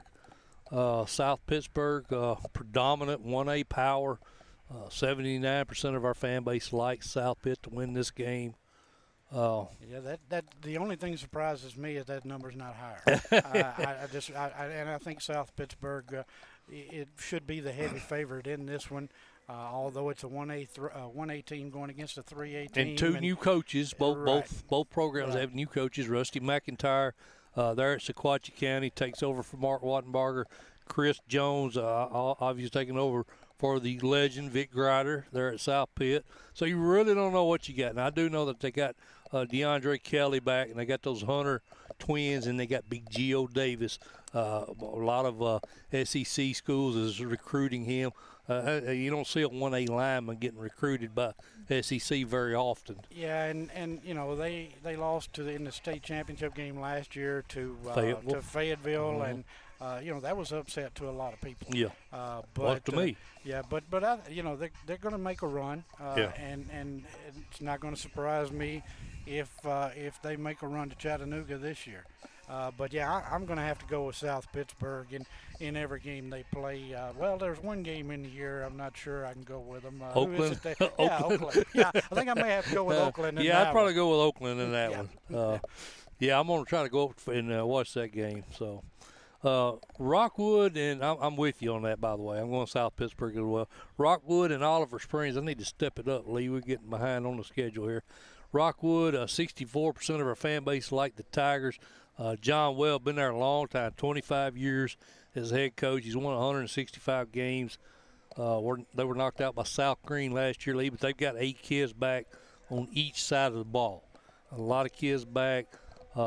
Larry Green is doing a really good job in his 6 years there, kind of reviving that Oliver Springs Bobcat squad. But I think Rockwood goes on the road and gets a win tonight. Yeah, I'm going to have to go with Rockwood in this one as well. Yes, sir. Huntington and McKenzie. Now that's going to be a big game over here in y'all's neck of the woods. Yeah, not too far down the road, and you know that's one of these. It's like Trenton and Milan. It's an intercounty matchup. Huntington has had a lot of success against McKenzie. This year the roles are reversed. Huntington was single A the last few years, and McKenzie was double A. That's correct. This year Huntington has moved up to double A, and McKenzie has dropped down to single A. So, but you know that's going to be a battle. And McKenzie is coming in, and a lot of people are expecting them to be a major power in single A, and I cannot disagree with that. They've got a running back who's out of this world. Marquez Taylor. Yeah, and he's already got offers from Tennessee, Ole Miss, Memphis, MTSU. Got a good quarterback. Got some experience last year. You know, we played him in a close game during the regular season, and then third round of the playoffs. Took overtime and a field goal to win and send it to overtime on the last play of the game. And we made some plays there in overtime. But, yeah, McKenzie is going to be very good. Now, they did lose some studs off of the defense. Okay. So they're going to have some holes to fill there on the defensive side of the ball. Huntington is just going to play smash mouth football like Huntington plays. They're not going to try and fool you. They're just going to run at you and run over you. Yeah, they may throw 3 passes all year. So Jackson Cassidy's that quarterback he's talking about from McKenzie. So yeah, and he's a dandy too. I think Coach Swenson's squad is a little young. Actually, 59% of my fan base on Twitter like Huntington, but I'm with you, Lee. I think Coach Comer's got probably one of the best squads he's had in a long time this year, and I think they're able to get it done tonight. I think it'll be a close game, though. Yeah, I'm going to go with McKenzie in this one as well, and I will say this. If it comes down to a close ball game, McKenzie has an outstanding kicker. And so if it comes down to kicking game, I've definitely got to go with the Rebels in this one. Okay. Good to know. Ooltewah at East Hamilton, my buddy Grant Reynolds, I think he's going to have a really good team this year. Lee, if you got to go, you just let me know, brother. All right. But I think Ooltewah is under a new coach. Goose Manning takes over there, 4-6 last year, 2-4 in region play. Only got 3 starters back on both sides of the ball. I like Grant Reynolds to contend in that Region 3 4A. I think they're going to be a tough squad. I like them to win this game at home. Yeah, and Mike, I just don't know a whole lot about either one of these two teams. Just from what I do know, I'm going to have to go with East Hamilton in this because of their past tradition and past Yep. records. So I'll go with East Hamilton. Sound good. When in doubt, go with Mike. That's what I tell there everybody. There you go. Elizabethton at Science Hill. Sean Witten, man, what a great job he has done over there with Elizabethton. They're going for number 3 this year, I think. 15-0 last year, won the last 2 state titles. 30-8, Elizabethton won this game last year. Stacy Carter, tremendous coach, 147-59 overall record. 7-4, 4-2 last year. He's got a lot of kids back as well. I think 6 on each side of the ball. So, but I think Elizabethton gets it done. They were our preseason number 1. Yeah, I'm going to go with Elizabethton in this one as well. A little side note here: Peabody comes into their game tonight, 37-game winning streak, 6th longest in the country. It is the longest in the state. Consecutive wins current. Elizabethton has won 30 consecutive. Right. So they got a good program, and we've seen them in Cookeville the last couple of years. Been sharing hotel with them, probably, ain't you? Yeah, no, I don't. We were with Haywood County one year, and I'm not sure who the other one was. Just don't stay with Whitehaven. Okay, good deal. I stay with Whitehaven one year. I didn't get much sleep that night. I understand. Whitehaven like to party when they win. Oh, okay. That's too much information. Memphis Central, Cordova, another game over here in the west side of the state, Lee. Memphis, of course, they didn't play last year, so we really don't know what to expect. So I'm just going to ballpark it and say Cordova. I don't really know anything about either one of the teams. Yeah, and it's going to be a tough situation for those kids and the coaches, and nobody knew what any of the Memphis teams were going to come back with this year. Exactly. And there's always a lot of movement within the Memphis schools. True. So you never know who's going to be where to start the season. But missing a year of football is going to have an effect on these athletes. And there were some last year that we had seen in the playoffs that didn't get to play their junior year last year, or maybe it was their senior year, and it was an opportunity for them to be seen by some colleges, and they just didn't have that because the decisions made not to play their games. So it's going to be interesting to see what comes out of Memphis and how the teams are, but they're playing behind the 8 ball here. Yes, sir. With no year's experience last year. I got your team warming up here on the screen now. There's that Peabody coach. There's that Peabody team. Looking good out there in the black and gold. Yeah, we're excited about the way things are. A lot of success on the football field the last 2 years, but in the program, I don't know if you could have seen earlier the new indoor facility across the parking lot. And best I've seen, Lee. Yeah, I mean, I've been to Oakland. I've been to a lot of places. That place is amazing. Yeah, it's a full half field. Right. A lot of them.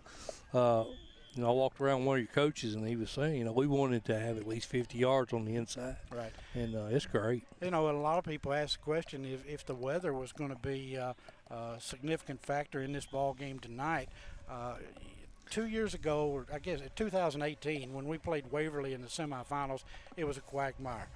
It was mud knee deep in that ball game in the semifinal game, and after that, in the spring of that year, we came in and put in a new drainage system, and you can see water standing on the yard on the yard markers now before the game starts. Not tonight, right. But just as a for instance, and by midway through the first quarter, it's gone.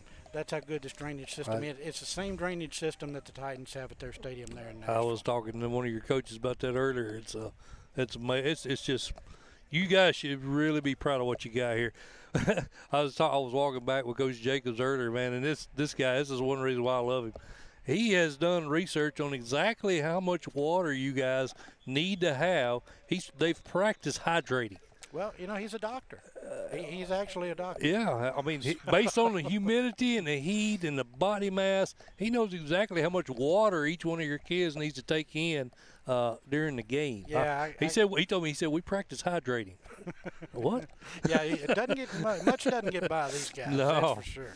And they've got, but they're such good friends. Yeah. Such a good staff to be around each other, and I spend a lot of time with them for the things that I do, and they're just a fun bunch to be around. And they truly like each other, and they're outstanding coaches. Most definitely. but they're really good for the kids and good for the program, and we're blessed to have them here at Peabody. Absolutely. I 100% agree with that, Lee. All right, Lee, well, I'm going to get back to, I got kind of sidetracked. I thought the fans might want to see these kids warming up more than seeing me and you, I'm guessing. They look better. Yeah, absolutely. Waverly Central, Camden Central. Waverly shut down for 2 weeks. I'm sure you heard about that, Lee. Don't know if he's going to have a full roster back tonight. Coach Bolden, that is. Going to be interesting. I would have immediately went Waverly based on what I knew about the two teams, but I don't know the roster situation. It's a tough game to pick. We saw Waverly last year in the semifinal game that they got us to Cookeville, and they had a good program. They got, I think the quarterback is back, and they got a couple of kids that can catch the ball. Mm-hmm. So, depending on what their roster looks like, then they're gonna be a good football. Well, they're going to be a good football team. But depending on what it looks like tonight, I would have to go with Waverly in this ballgame. I think so too. They did pick up Ethan McCann, a transfer from Lewis County, who's a very highly touted kid. So there's that. And but again, we don't really know the situation as far as who's going to be eligible to play and who isn't. My understanding is that as of I think yesterday, the full roster is back, but I don't take that to the bank. Yeah, and he's a fine coach. Yes, he is. He's a really good guy. Coach Bolden is at Whitwell for. Yeah. We've played Waverly twice in the last 3 years in the semifinals, and we've been lucky enough to beat them both times and go on to the championship. But very impressed with Waverly and what they do. But the fact that they've been there speaks a lot for them. Absolutely. And that experience coming back. Yep. And Camden Central was led by Matt McConnell in his second year there. Of course, he was Waverly's former head coach, so obviously familiar with that program. He spent a couple of years at Westview up in Martin. He did. And going back closer to home. Yep. And so, but yeah, he'll do a fine job there at Camden. Camden has traditionally been a very good, very physical football team. We spent several years in the region with them, so we'd see them every year. And right. We've scrimmaged them a couple of times, but they haven't had a lot of success on the field the last couple of years, but they're always a tough out. Right. Gallatin and Mount Juliet, Lee, this is these two teams very familiar with each other. Oddly enough, it's kind of a situation you talked about with McKenzie.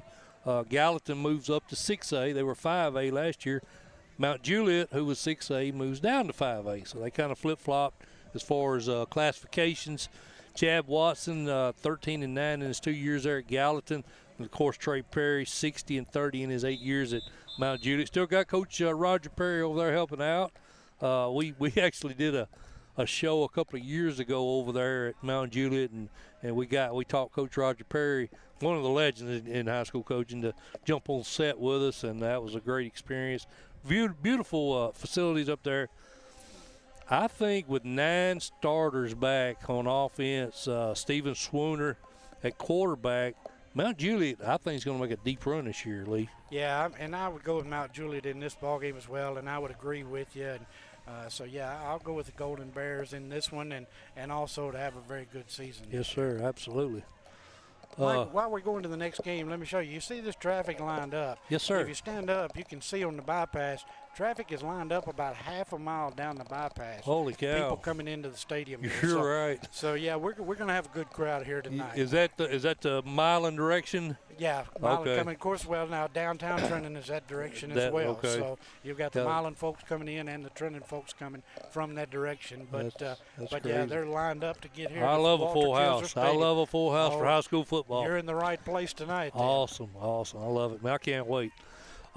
Lee, Cleveland Red Bank, my good buddy Marty Wheeler, former head coach at Covington over here, is now in his third year? Yeah, third year at Cleveland, and I think this may be the move year for Cleveland.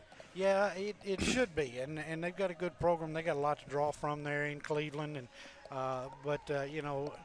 Red Bank is always a traditional, tough, very good football team. And so, Chris Brown's a very good coach. Absolutely. So I'm going to stick with Red Bank in this one, but I think it's a toss-up in the ballgame. That's a popular pick. 60% of our fan base like him. Chris Brown, you mentioned 31-4 in his 3 years at Red Bank. Phenomenal record. I mean, Loudon, I think, got him a couple of years. But they haven't lost very many games since he's been there, and They've got 6 starters back on offense, 5 on defense. For some reason, I just think the Blue Raiders, Marty Wheeler's bunch, with Tracy Malone and some of the staff he's put together, I think they're going to get it done tonight. Be a tough ball game. 41-7, Cleveland won this game Mike, back in. I've got to get a couple of things done. Yes, so sir. I'm going to get out of your way, let you have it. Appreciate you coming tonight. Always good to see you. You going to hang around for a little bit, or you going to head back home? All right. I'm gonna be here when the final whistle blows. Well, all right. If I don't see you in the press box during the game, I'll see you on the field after the game. Appreciate you guys and all that you do for high school football all over the state. Appreciate you helping me out tonight, Lee. Yes, sir. Glad You're a good one, buddy. Appreciate you. All right. The great Lee Hayes, the legend over here at Peabody, joining us here on the Friday main event, and I appreciate Lee helping me out. It's hard to sit here and put 2 hours of radio together, or excuse me, I'm going back to my radio days. 2 hours of YouTube by yourself, and I appreciate Lee helping me out with that. Okay, folks, we don't have a lot of games left. I'm going to go ahead and quickly get back into that.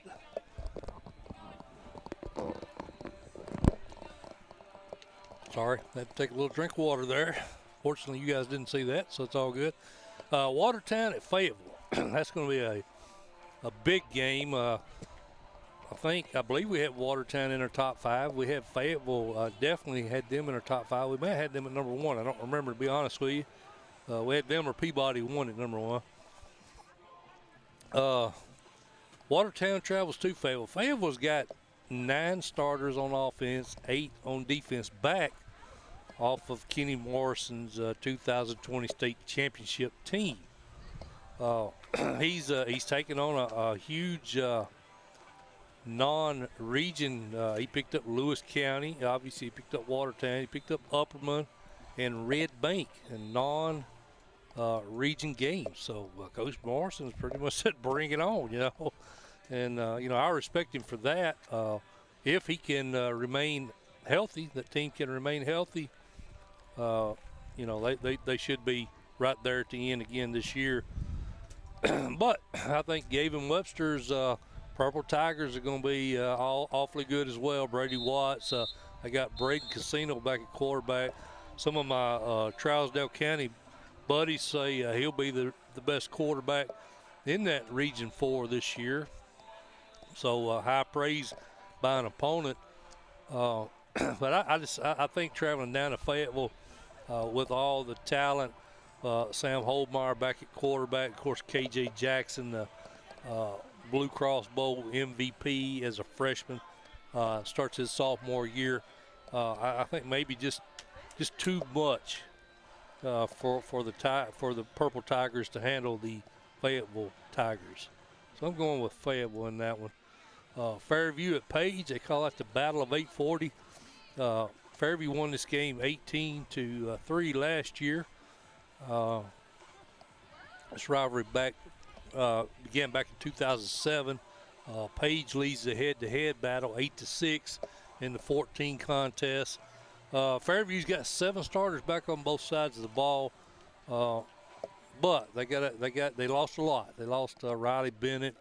They lost Logan Nardozzi, one of the best running backs they've ever had there. So Coach Hughes has got a lot of holes to fill. Morgan Jean returns at receiver. And I'm sorry, I'm looking over my notes here. Page has got 7 starters back on offense, 5 on defense. I was really impressed with Jake McNamara. I got to see them play against Shelbyville last year. So he's a senior quarterback now. I was really impressed with his poise in the pocket. So tough pick here for me. My Twitter followers, 62% of you guys like the Patriots. I don't know, man. Fairview won this game last year, and they got 7 starters back on both sides of the ball. I'm gonna go with Page. I'm gonna go with the home team, and I think this is a coin toss. I think it could go either way. So we'll go with Page. Franklin at Riverdale. Really impressed with Will Kreisky's Warrior squad. 89% of our fan base also agrees with that. They like Riverdale to win this one. Elijah Herring is 6'3", 215, number 22 recruit in the state, according to 247. Jamison Holcomb, Kelly Holcomb's son, is back at quarterback. Brandon Connard and Marcus Lloyd. That's two kids you'll hear about. Backfield, probably the best backfield, or one of the best backfields in the state. You can't, I don't know. Well, they're comparable to Oakland. I mean, I'd put Oakland with James, a little ahead of them, but Riverdale's there's not a big drop off when you compare talent between Riverdale and Oakland. Not a big drop off at all. Franklin, under new management, Alex Melton, who was defensive coordinator at Summit, did a really good job there for Coach Coleman. Takes over that Franklin program. I thought it was a really nice hire by the Rebels, so I'm anxious to see what Franklin brings to the table. And they lost a lot. They had a heavy senior graduation, 3 returning starters on both sides of the ball. I think Riverdale at home gets it done tonight, but I'm hoping Franklin with Coach Alex Melton makes a good showing tonight. I'm sure Coach Coleman was wishing him the best as well. I'm gonna flip back over and let you guys see the kids. I'm sure you'd rather see that than my old self here on the camera. Okay, next game. I hope you guys are still filling that comment section up, man. Again, I apologize for not being able to acknowledge any of the comments, but I'll definitely read back through them later on tomorrow probably. Brentwood and Blackman. This is a kind of an intriguing game. Brentwood, under new leadership, Clint Finch, who was the offensive coordinator at Brentwood, takes over for Ron Crawford. And then Chandler Tygard comes in and from North Jackson, Alabama. He takes over that job. He was also head coach. Also coached at Ravenwood and Notre Dame. He takes over for Kid Hartsfield. And I don't really honestly know what to expect out of Blackman. They only got 3 starters returning on both sides of the ball. Brentwood kind of in the same boat coming off of that loss to Oakland in the title game. They're kind of in rebuild mode as well. They lost John House, Walker Merrill, and obviously Kay Granzow, one of my favorite quarterbacks last year. So Brentwood's rebuilding. Blackman's rebuilding. Excuse me, I had to cough. Yeah, which way do you go? This is a toss-up. I'm going to go Brentwood just because Brentwood kids experienced more success the last 2 or 3 years.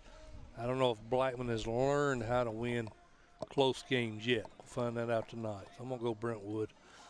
Smyrna at Stewart's Creek. This is 2 teams very close in proximity. Matt Williams, one of my favorite coaches, man. He does a heck of a job there at Smyrna. 88-62 in his 13 years there at Smyrna. 8-4 last year, 6-0 in region play. They were knocked out by Franklin. They got red hot there in the postseason. Stewart's Creek, I think they had COVID issues and knocked them out of any postseason play last year. Weren't able to play. They had to take a loss. But Ben Caudill, he's done a great job there at Stewart's Creek. I got to go with the experience, though, man. I got to go with my guy Matt Williams. Smyrna won this game 24-21 back in 2019. Of course, they weren't able to play last year because of COVID. So I'm going to go with the Bulldogs, Smyrna. We're getting close to the end, folks. Hang in there. We've almost got it wrapped up. Farragut at Beach. This is a game I was surprised to see on the schedule. I don't really know how it came about. Logistics, they're quite a ways apart, but 2 teams that are consistently very good. It's going to be a good measuring stick for both squads. Eddie Courtney, 185 and 105 in his 25 years there at Farragut. Been there a long time. 7-4 last year, 5-1. Lost to Bradley Central, I think, for the first time in a long time last year, if I remember correctly on that, in the first round.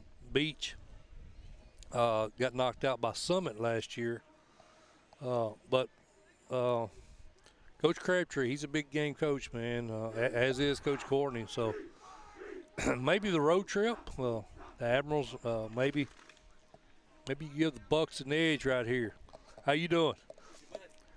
He's out, man. He had a family emergency. He wasn't able to make it, but.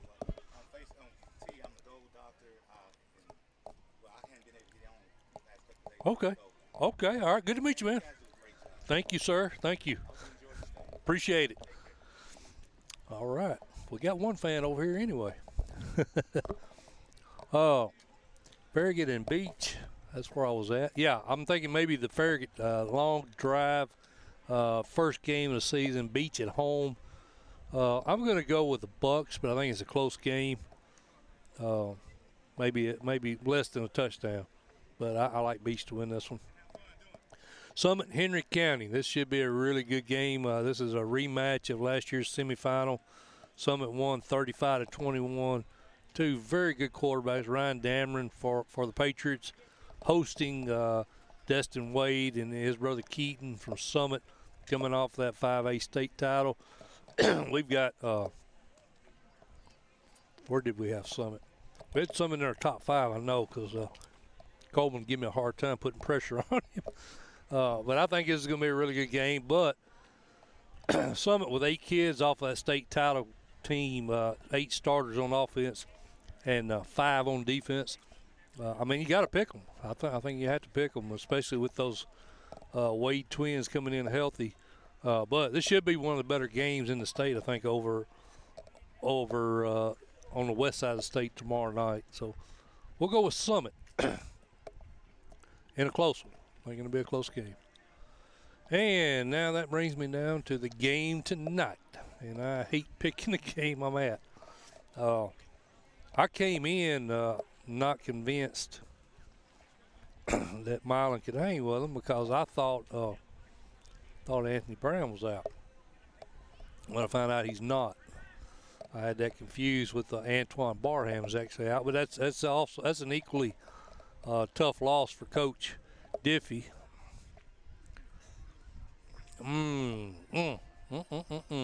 It's going to be a good game, folks. If you're in the area, you need to come over and watch this game. I think my good friend Skinny McLean, Mike McLean, is going to head over here with his son. They recently moved up this way, but if you don't have anything to do tonight, this is a game to go to. It's already getting packed. Let's see, do I have that screen up? You can see the Milan sideline is filling up. Peabody's is already full. Going to be a heck of a game.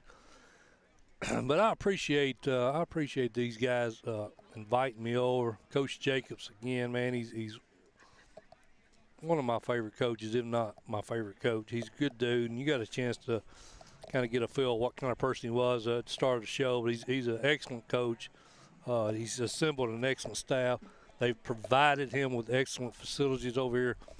And I'm telling you, folks, Peabody's going to be – they're going to be there for a long time. As long as this staff is over here, go ahead and pencil Peabody as a big contender every year. I'll guarantee it. But I got the grand tour. I got over here about 1 today, and the coaching staff took me around and showed me everything, and it's amazing. Having said that, I'm going to do something I don't normally do. I'm going to pick with the heart. I'm going to go with Peabody. They've treated me so good over here. It'd be a shame if I come over here and watch them lose. No offense to Coach Diffie. He's a great dude. He's got a great team, great program. But again, I'm going to be with the home team tonight. I'm going to be standing over here with the home team, so I'm going to pull for the team that I'll be rooting for. I'm going with Peabody. Peabody wins tonight, a close one, a lot closer than last year. I'm going with the Golden Tide. Appreciate you fellas. We're going to shut it down a little early. My throat is about to play out, but I appreciate everybody that joined the show, and appreciate all the guys that came on. Appreciate Lee Haines coming on to help me out. It's hard to sit here and talk for 2 hours to a camera, and guys like Lee, man, they're a diamond. They're diamond in the rough. Good dude. All right, for Mike Molder and my missing partner Lee Teat, it's been the Friday Main Event. Check us out next Thursday, 6 p.m. back to our regular time. We'll see you guys then.